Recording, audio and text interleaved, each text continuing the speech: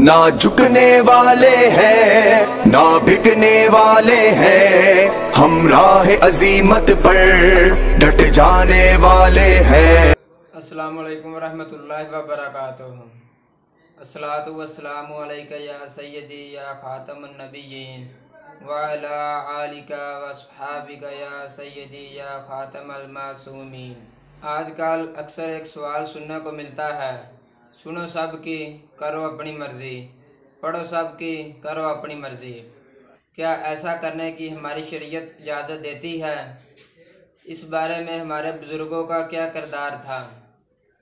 جس کو ایمان کی حفاظت عزیز ہو اسے چاہیے گانے باجے، فلم ڈرامے اور اخباروں کی غیر شرعی تحریروں کے قریب نہ جائے۔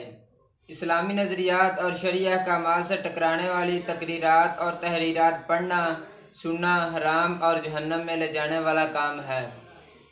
جب ایک غیر شرعی کتاب کے متعلق میرے آقا اعلیٰ حضرت امام اہل سنت الشاہ امام احمد رضا خان فاضل بریلوی رحمۃ اللہ تعالیٰ علیہ سے پوچھا گیا تو آپ نے جواباً ارشاد فرمایا، وہ کتاب مذہب اہل سنت کے خلاف ہے، بلکہ اس میں خود اسلام کی بھی مخالفت ہے۔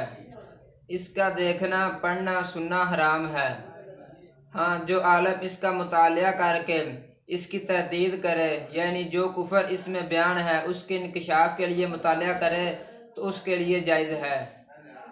کوئی شخص اپنی تقریر میں قرآن و حدیث کی وضاحت کی آڑ میں کچھ باتیں اپنی بد مذہبی کی بھی ملا دیتا ہے، اور کبھی اندیشہ ہے بلکہ مشاہدہ ہے، سننے والے کے دل میں وہ باتیں گر کر جاتی ہیں۔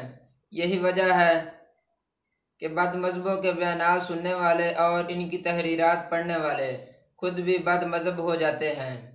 ہمارے سلاف اپنے ایمان کے بارے میں بے حد مختار تھے، اس کے باوجود کہ وہ اپنے ایمان اور عقیدے پر بہت زیادہ پختہ تھے، وہ کسی بھی بد مذہب کی کوئی بات سننا گوارا نہ کرتے، اگرچہ وہ کتنا ہی یقین کیوں نہ دلائے کہ صرف قرآن اور حدیث ہی بیان کروں گا۔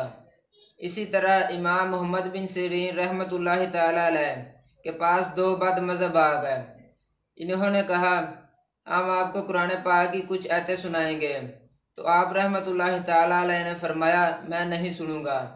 پھر کہا، کچھ حدیث مبارکہ سن لیں، تو آپ رحمۃ اللہ تعالیٰ علیہ نے فرمایا، میں نہیں سنوں گا۔